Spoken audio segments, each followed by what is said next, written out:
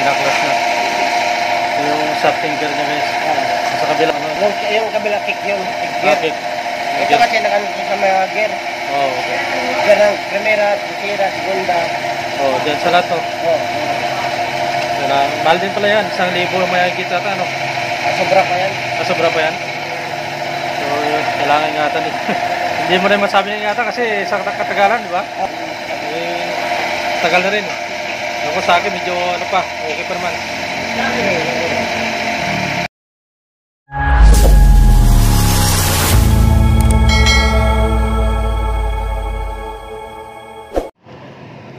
Hello guys, welcome sa Jupil TV. Ngayon, nandito tayo sa Ram Motor Shop dito sa Harmony 1, San Jose del Monte, Bulacan. Dito lang po malapit sa amin.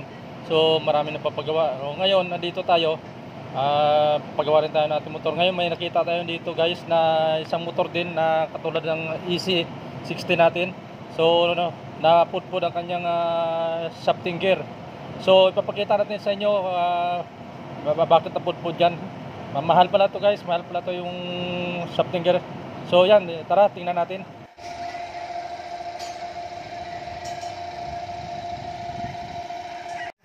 So ito para sa version 1 yan. Pinturahan nyo? White na white.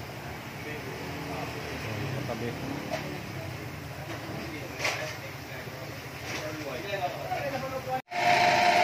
Takot na yan. Put. Oh no! Ito na pala, no? Wala na. Oh no!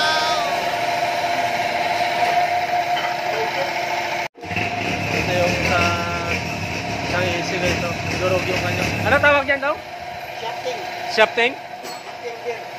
Shafting gear yan. Shafting gear. Put na. So, kailangan baba yung makina niya.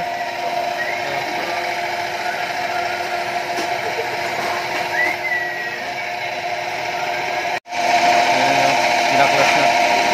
Ito yung shafting gear niya guys. Sa kabila. Yung kabila kick yun. Gear. Kick.